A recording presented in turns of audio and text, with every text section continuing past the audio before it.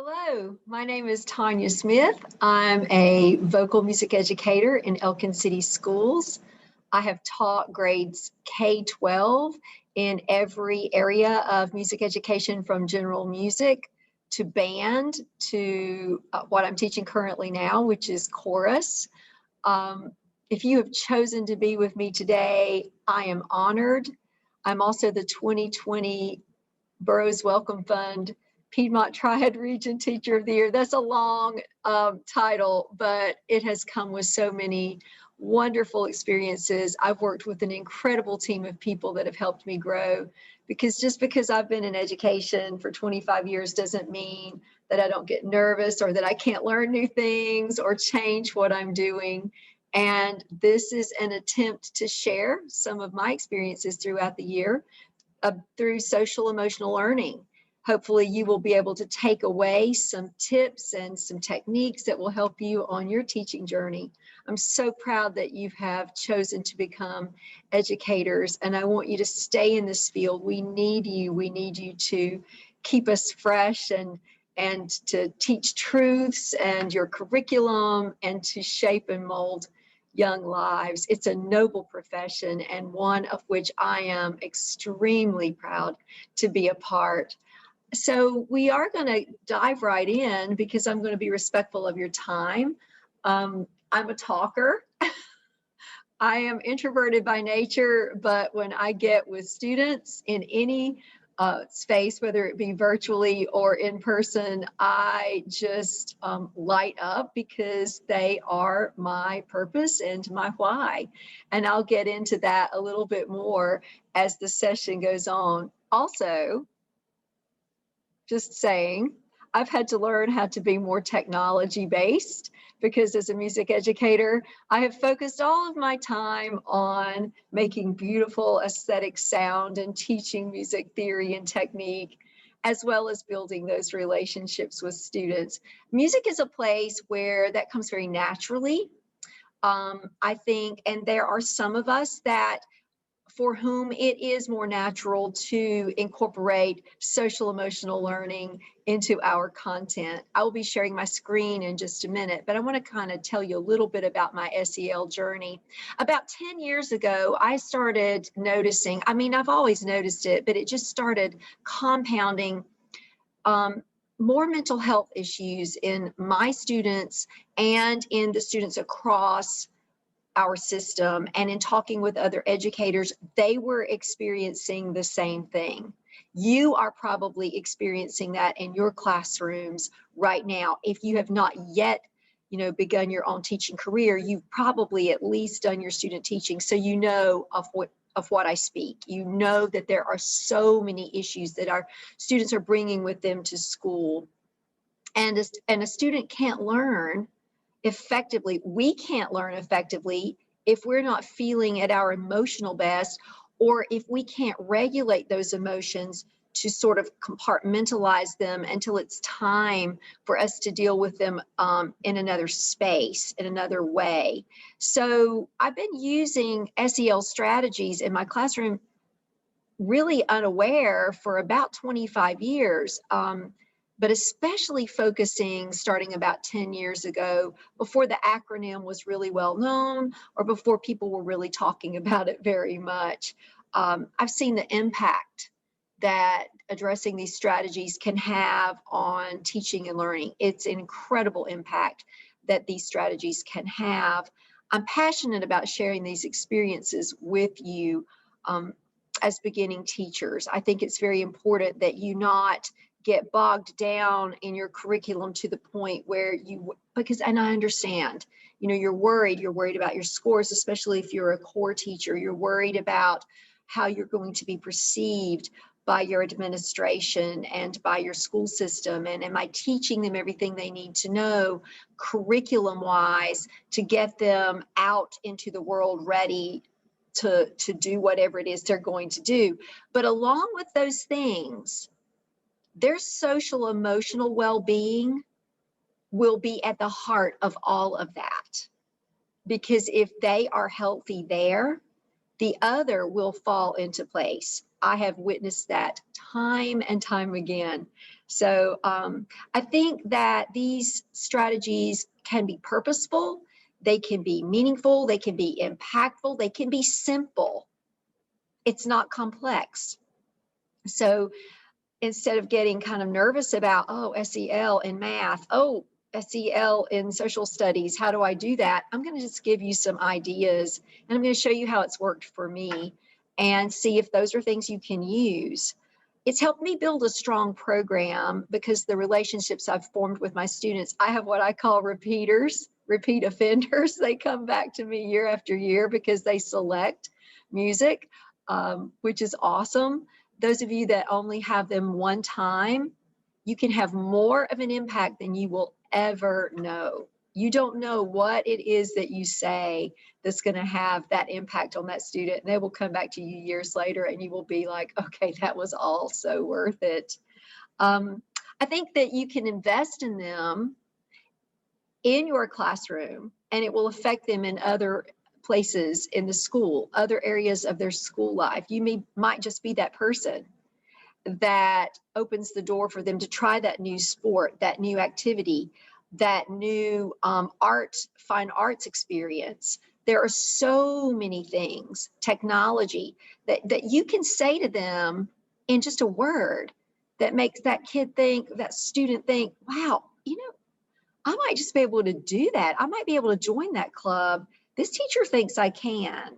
So think of yourself as an agent of change, because that's exactly what you are, is an agent of change. By building these relationships, it's helped me to be able to identify mental health issues in students, get them the help they need with the proper personnel. It's helped me to tap into those at-risk situations, those at-risk students, and address their needs and give them what they need to succeed so they can graduate from high school. There is no more rewarding thing to me than watching that student that came to me with the reputation that they're probably not going to make it. You've heard people say that, right? That is so defeatist. We are better than that. We can help these students walk across that stage and graduate and do whatever it is they want to do. Go straight into the workforce, go to a 2-year program, which is wonderful, go to a 4-year program, which is wonderful. Whatever it is they want, because their citizenship matters. What they do with their lives matter. And what we're doing for them really matters, and you are such a valuable part of that. It also helps them to pursue those life goals with resilience and purpose. So SEL all the way, and I hope that you will feel the same when you have left this presentation. I'm going to try my very best to share my screen, because these are things that I've been learning as I go on. And we're going to start the slideshow now. I will have lots of different examples. And I'm going to share sound because I have a couple little videos in here that I'm hoping will be impactful to you as well. So I've already introduced myself. We won't go over that again. You've been there. You've done that. You don't need that. But I do want to welcome you again. And so I love what this says. This says, let's work together, do our best to learn as much as we can, and respect and support each other through all the challenges. Let's do this. Has this not been the year? Really? The year that has been 5 years long, maybe 10 for some of us? Yes. My students and I have been on a Zoom. Half have been in a room, half have been on a Zoom. Then we all came back in a room. And so we have had to really navigate this in a tender manner. I've had students where I've had to go out and sit on their front porch when we were in Plan C, where no one was at school and they were having internet access issues and it was raining and they could not get their assignments done. So they did them for me verbally in front of me, 12 feet apart, masks on, outside, cold as it could be. It was back in October. You know, the things we do as educators that make us who we are, and because we invest in people, we're investing in students. I also love our logo at the bottom that says 2021 North Carolina Beginning Teacher Summit. You are at the summit, and yet you're at the beginning. And that's what I love about that. And I love where it says growing to greatness, policies, practice, and impact. Impact is one of my favorite words because it's what you do for students and it's how you affect them. So with this SEL presentation, we're going to cover some concepts, principles, and procedures of social emotional learning in the classroom. Simple as that. So at the end, and I'm going to move my thumbnail down so I can actually read this myself. See, I'm learning. I'm still learning. I will be able to define social emotional learning. I will be able to think of new ways to incorporate SEL into my existing classroom structure. I will be more aware of my responsibility to be culturally responsive and emotionally supportive in my teaching and building relationships with students. Culturally responsive teaching is so important. It's more important now than ever, especially with the world stage, the way it is looking. Culturally responsive teaching is one of my other passions, and music, again, is an awesome natural subject matter curriculum in which to incorporate culturally responsive teaching, you know, to unearth those hidden biases and to uncover these misconceptions so that students can have hard conversations in a super safe space, and they want to have them. So with SEL, you can help them navigate that space and help them to be able to have civil conversations. I had an amazing experience recently. We always study the Renaissance, and you know, the Renaissance means rebirth, and you know, the music of the Renaissance and the art of the Renaissance, and it's just such an incredible time period. And I thought to myself, I have been missing an incredible opportunity all these years to marry the ancient Renaissance, the old Renaissance rebirth, that time period, with the Harlem Renaissance, because it was a Renaissance as well. And so we read the poetry of Langston Hughes, and we listened to the music of the Harlem Renaissance, the jazz and the rhythm and the blues. And we learned about the early activism of Marcus Garvey. And my students had civil conversations. And I asked them, I said, this is an SEL, I said, if you had one wish for a modern day Renaissance, what would that wish be?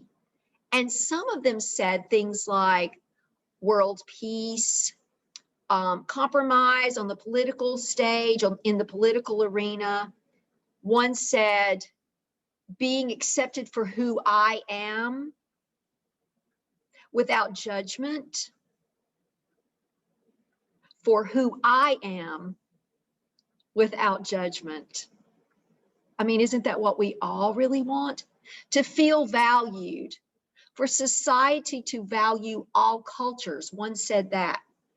It was the most incredible experience. They were civil, they were truthful, they were kind. We have had that modeled, you know, in the classroom. I have modeled that. I've tried so hard to model that in my classroom. It was such an impact on me. It was not about my impact on them. I was just a vessel, and they just started pouring into this vessel. So think about those opportunities in your classrooms where you can have those civil conversations. No one went away mad. No one was arguing. They found common ground, and their common ground was in truth and in truth-telling. SEL is about that. It is about examining yourself, examining your truth, and how you deal with constant change and different emotions on a daily basis. So I love my students for helping me with that. It's an incredible opportunity for you as well. So I'm going to move my thumbnail again. Let's define it. SEL is the process through which all young people and adults acquire and apply the knowledge, skills, and attitudes to develop healthy identities, manage emotions, and achieve personal and collective goals. Feel and show empathy for others. Establish and maintain supportive relationships, and make responsible and caring decisions. A lot of what you're going to hear today comes from castle.org. I love that website because it's free. These resources are free. And if you will look, this is the Castle wheel. This is a graphic of the Castle wheel. You have social and emotional learning.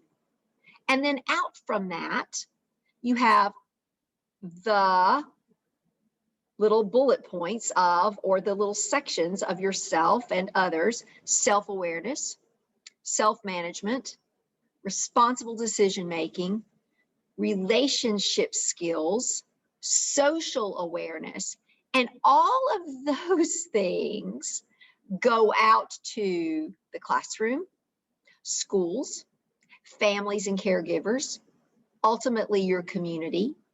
And if you start with the SEL instruction and classroom climate, then it spreads into the school-wide culture, practices and policies, authentic partnerships, and then aligned learning opportunities. And look at how that ripples. And I've always said a drop of water is a ripple in a pond. And I tell my students that when you drop your drop of water into the pond today, what is the ripple effect going to be? And I think we all need to think about that. You know how it is when you go in the morning and you've not had your best morning, and you walk in that classroom and you look at those students, and the first thing, we've all made this mistake, or maybe you haven't. I've made this mistake. I've walked in my early years of education and I've said things like, okay, you do not want to mess with me today. I've had a bad morning. Okay, what is that? What was I doing?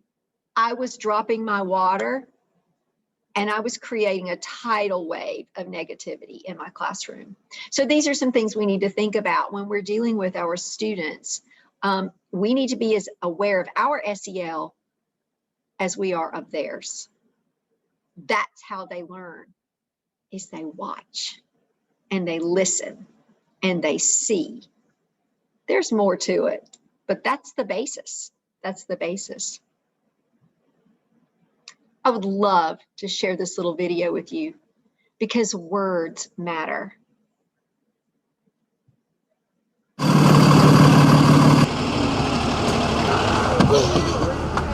Hey, Mr. Q! Did you see that? Why would somebody do that? Please go into the classroom, no talking, quietly. Hey, Miss Merida, how you doing? We need you inside. How do you think that makes us feel? I forgot my number. What's your name? Jordan. What's your last name? Carter. All right. Go ahead. School is hard enough. Come on in, sit down quietly at your desks, and begin writing. This kind of stuff just makes it harder. I said quietly, please. Who's talking? Is it you, Sophie? Don't let it be you. Don't believe me? Sophie. Please just watch. I'm not up here for me, I'm up here for you. Pay attention, okay? Now somebody answer me. Somebody needs to answer me really fast. Every time we're ignored or yelled at or silenced, the teacher takes away what's possible. No horseplay, no running, and especially no talking. Moment by moment. Miss McGarity, your student's behavior yesterday in the lunchroom, it was terrible. Next time, silent lunch. Did you hear that? Stay in line and catch a bubble. I'm not playing. If this is education, we're in trouble. Bye, Miss McGarity. Frederick Douglass said, once you learn to read, you'll be forever free. The way it is now, 2 of the 3 of us will never be able to really read.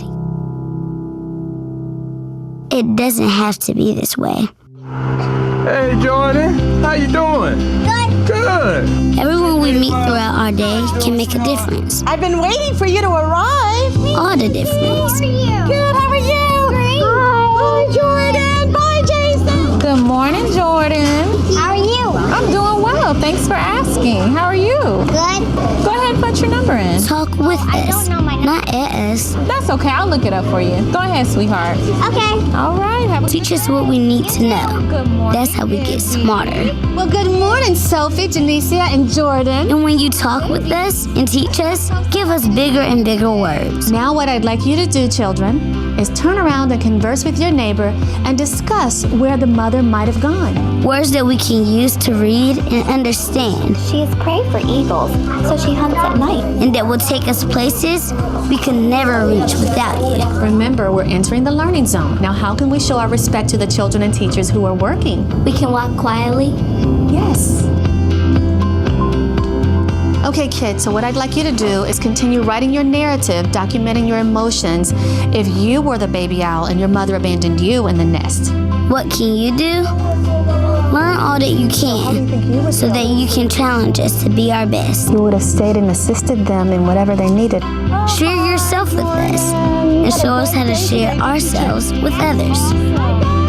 Give us courage. Give us compassion. Help us find our own voices so we can become who we are meant to be. Why would you want to silence us? Why would you want to silence us? So as you saw that gets me every time. As you watch the body language at the beginning, and then toward the end, it showed the change in the school climate, interacting with that lovely, lovely young man. It shows you that words matter. Your attitude matters. How you go about your day matters. It can make a difference if you model positivity. It doesn't have to be false. You can be honest with your students on those days and say, no, I'm not feeling my best. Can you give me some grace today? Let's work together to make this a better day. By the end of your class, you'll feel better. They'll make sure you do because you've been authentic and real with them. Emotions. I'm going to do a little SEL with you. I'm going to give you a minute to think about this, maybe 20 seconds, because we don't want it to take too long. If you could use 3 words to describe how you are feeling, what would they be? Now, I want to also say that during the day, you experience hundreds of emotions. There are levels of emotions.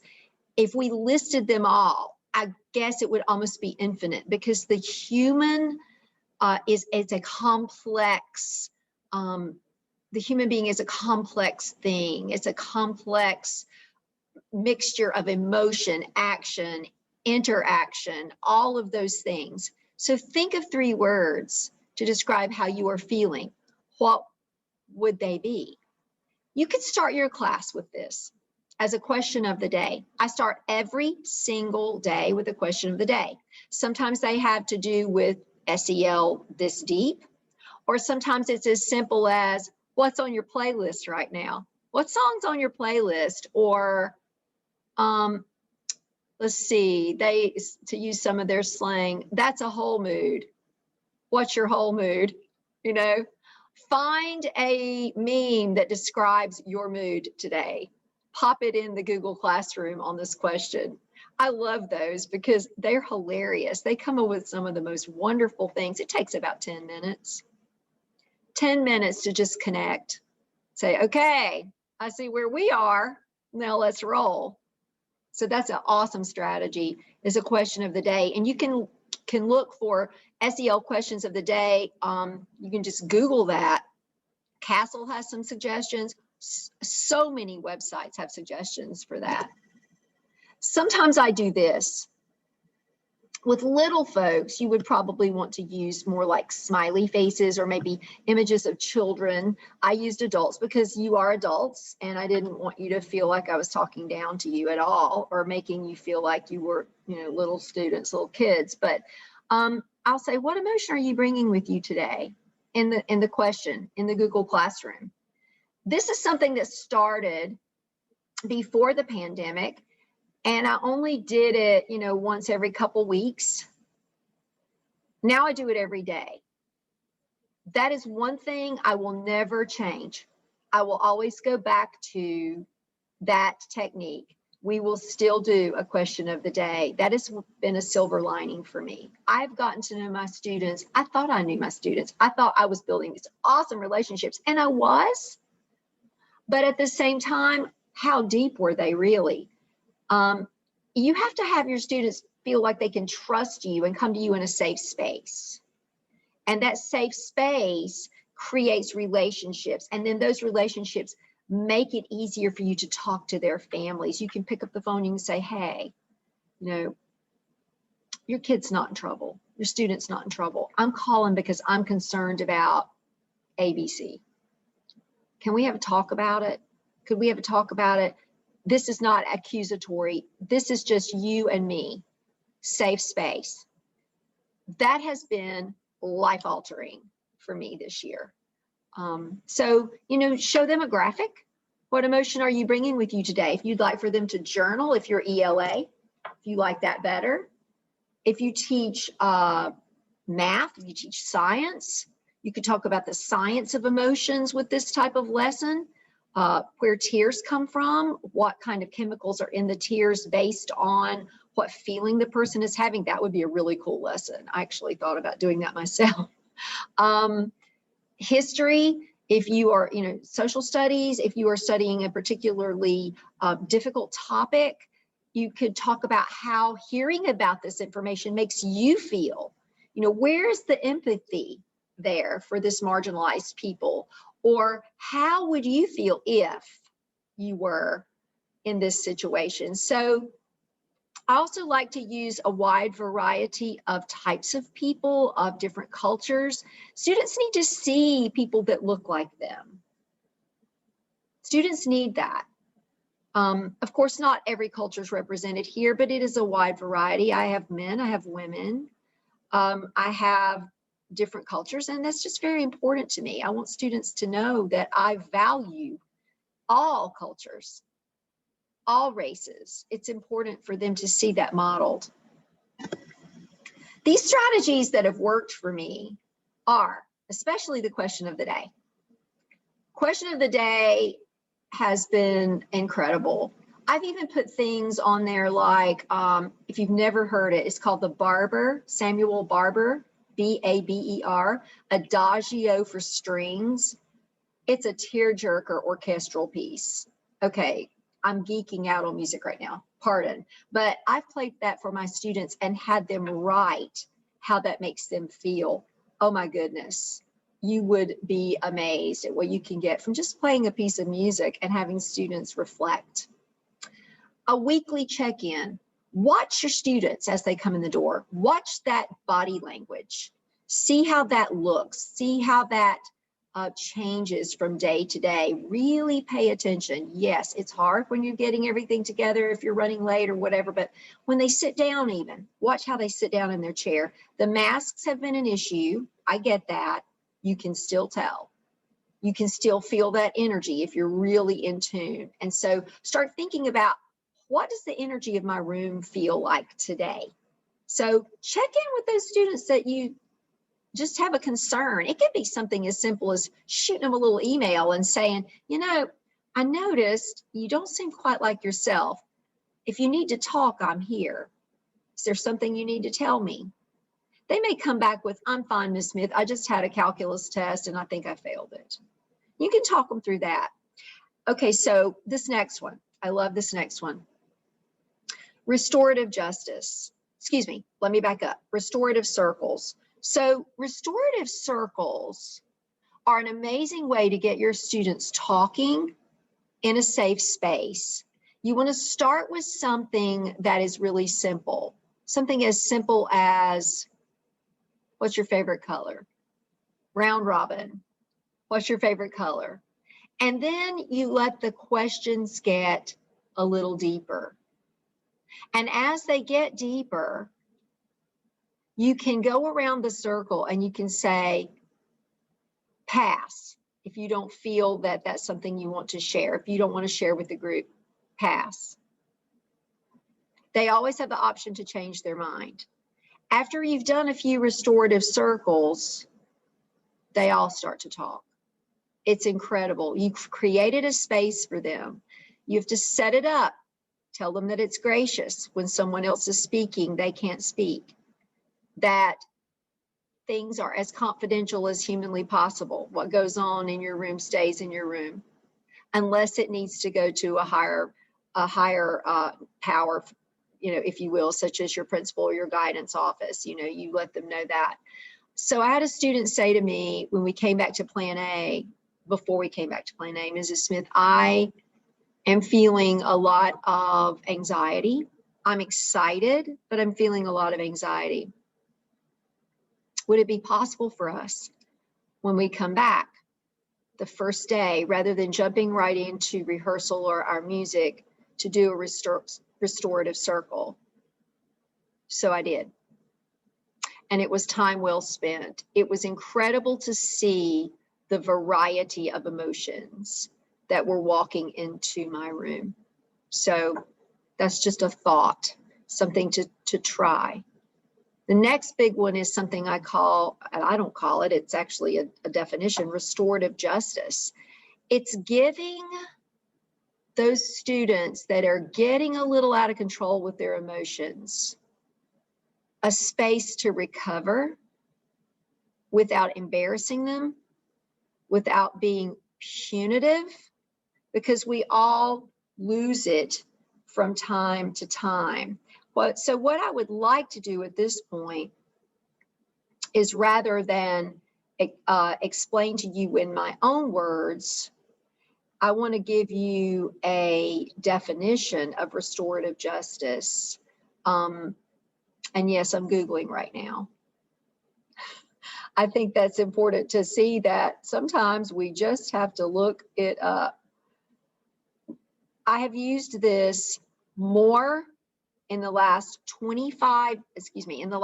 years than I used it in the first few years of my teaching, because, I thought you got to get them, you got to show them who's boss. And there were times there are still times you have to show them you're in charge. But so restorative justice is an approach to justice in which one of the responses is to organize a meeting between the victim and the offender, sometimes with representatives of the wider community. But in the classroom, it looks like this. A student does something that interrupts your class,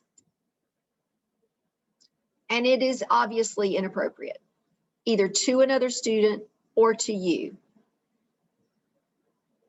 Give that student some space. If you can get that student out of your classroom safely and calmly, walk them out into the hall. I have found with identifying males that identify as males, and even females that identify as females, they prefer to have their back against a wall and you stand beside them and don't look at them when you're talking to them.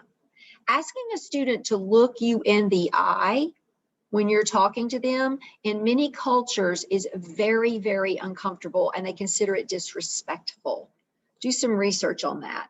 So standing side by side, looking at a neutral location, talking to them about breathing, let's breathe through this a minute, and explaining to them you're not angry with them. We're not coming to this discussion in an angry space.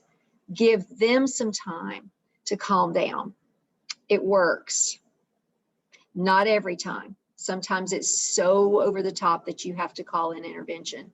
But that is a simple practice for SEL that helps them to regulate their emotion. It saves them from embarrassment.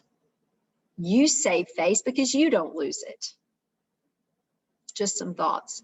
I do a feelings check, which I did with you, and you've experienced that.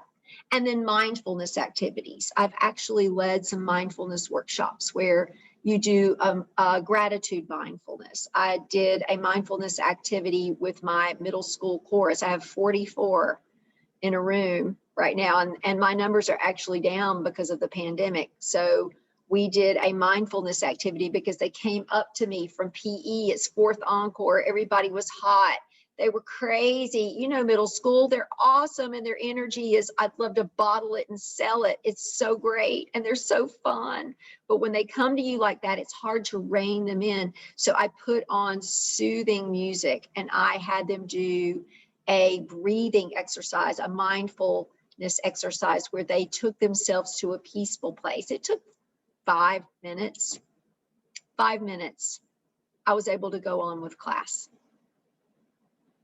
These are simple. They can be done in any classroom with any curriculum. I tell my students this, I'm telling you this, your struggles do not define you, they refine you. They just make you better if you'll allow it. We've all had them, and this year has been huge. So what led you to choose teaching as a career? What was it about your subject matter that makes you want to share it with others?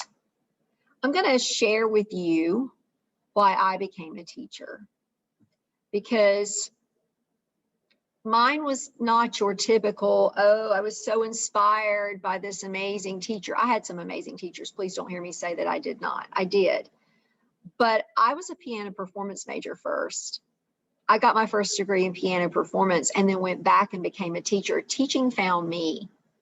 I was not making enough money as a piano performing person. You know, I was playing for gigs, and I had another job teaching private lessons at a private school, and it was tough, and I loved it, and it was fun. But somebody said, have you thought about being a substitute teacher? And I said, and like at school? We're like, yes, you're teaching already. So I went and took effective teacher training. That was back in the day. And I became a substitute.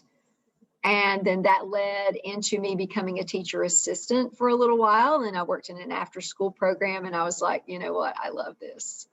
This is life. So I went back and got my teaching certification.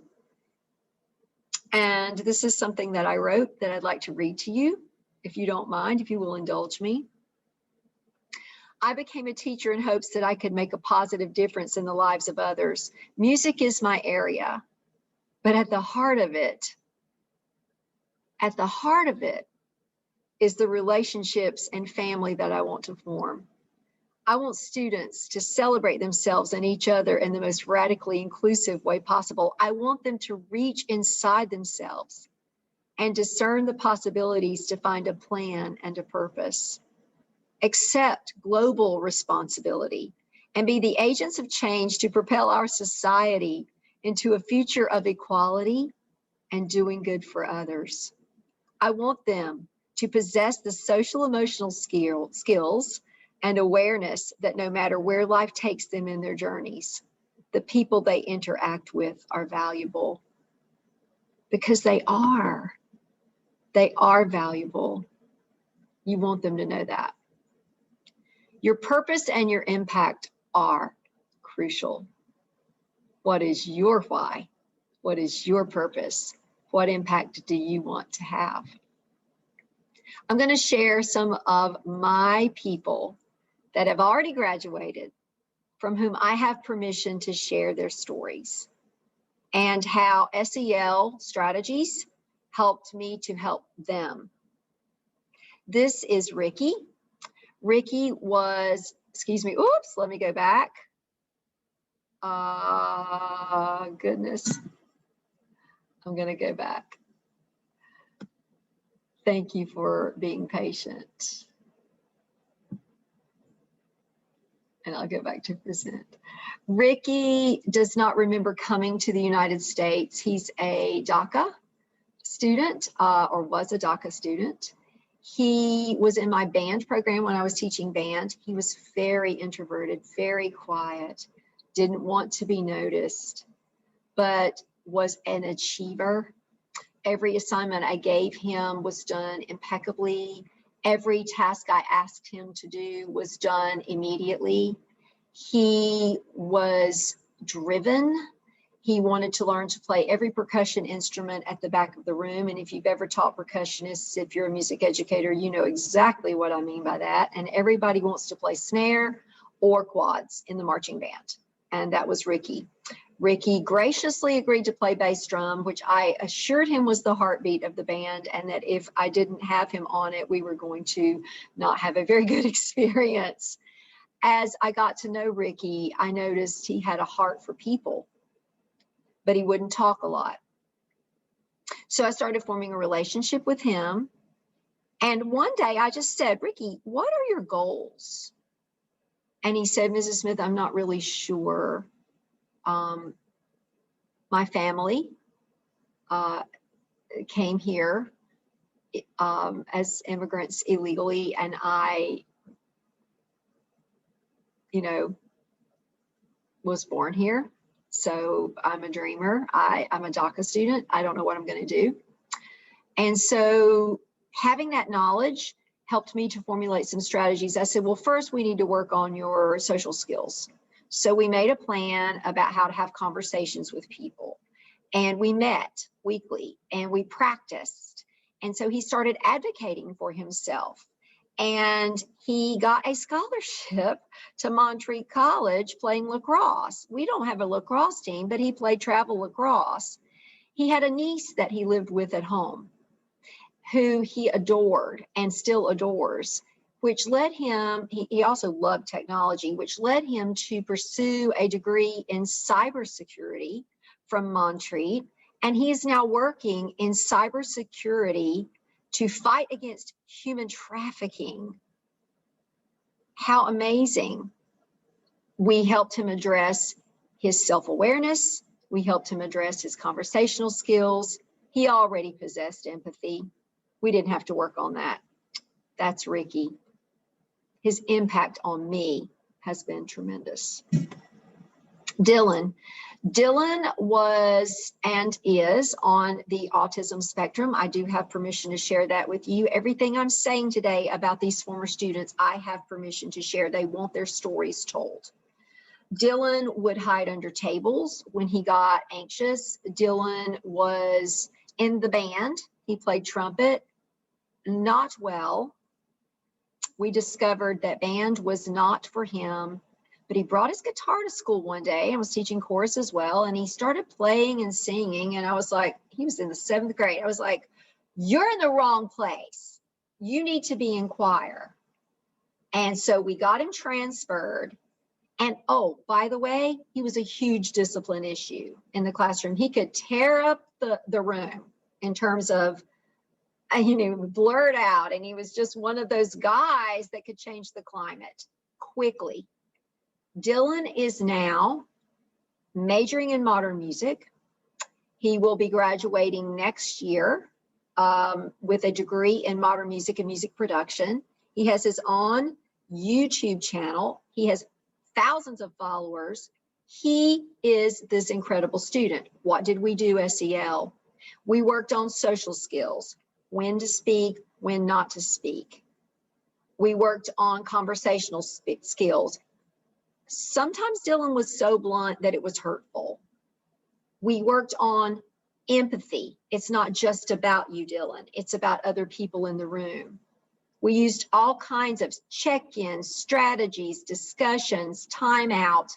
It was all worth it. Look at him. Look at him. We still are in contact. All of these students and I are. His impact on me has been great. Huge. This is Kendra. Kendra was a student that suffered from severe anxiety, actually had to be homeschooled, was told, her mother was told by another educator she would never ever graduate from high school. How discouraging. Wouldn't that be a horrible thing to have said about your student? We finally got her back in the public school system with us. We started working on SEL strategies with her. She became more able to manage her anxiety. She was more resilient. She knew when she needed a time out of the room. Those times out of the room became less and less and less. I got her in my choral program. We worked on performance anxiety, which also led her to be able to use those same techniques when taking tests. She has her master's degree in special education. She is now a teacher of special ed in a school near me. I am so proud of her. Kendra, SEL, success story, impacts me. I learned from her. This is Jordan. Jordan came to us from a place where he had seen drive-by shootings. His ACEs score would have been off the roof. At that time, we were not doing ACEs evaluations. Jordan was a gifted drummer. He was also had the gift of gab, could be incredibly polite and then turn on a dime and make you feel like you were going down. So restorative justice, restorative practices were really used with Jordan. Jordan lacked empathy because sometimes trauma can make you hard. You shut off feelings because feelings hurt. And if you have too many feelings of hurt, you don't want to feel, period. So Jordan and I worked and we worked and we worked. And he said, Ms. Smith, my goal, I just want to graduate from high school. People say I can't do it. We're going to prove to them that I can. I said, I'm with you all the way. What do you need? How can I help you? How can I give you what you need to help you succeed? At that time, we had a graduation project requirement. Of course, the pandemic did away with that. He wanted to write cadences for the band. He'd never written music on paper. He'd always had it passed down through oral tradition. We discussed how to go about making a plan, how to go about executing a project. We talked about conversational skills, about regulating your emotions, how you don't just fly off the handle when things don't go your way, putting yourself in other people's shoes, techniques for that. Jordan did graduate from high school. I'm very proud. He plays drums at several locations. He owns his own business. He actually helped come back to Elkin and sign into signed the proclamation for Juneteenth this past summer. He is an activist. I am so proud of Jordan. He is using all of that energy that he had for as much good as humanly possible. So SEL, Jordan, impact on me. He still calls me Mama T, by the way. Mama T, love that. Every kid needs a champion. Rita Pearson, love her. Just take a moment. We know why kids don't learn. It's either poverty, low attendance, negative peer influences. We know why. But one of the things that we never discuss, or we rarely discuss, is the value and importance of human connection. Relationships. James Comer says that no significant learning can occur without a significant relationship. George Washington Carver says all learning is understanding relationships. Everyone in this room has been affected by a teacher or an adult. For years, I have watched people teach. I have looked at the best and I've looked at some of the worst. A colleague said to me one time, they don't pay me to like the kids. They pay me to teach a lesson. The kids should learn it. I should teach it. They should learn it. Case closed. Well, I said to her, you know, kids don't learn from people they don't like.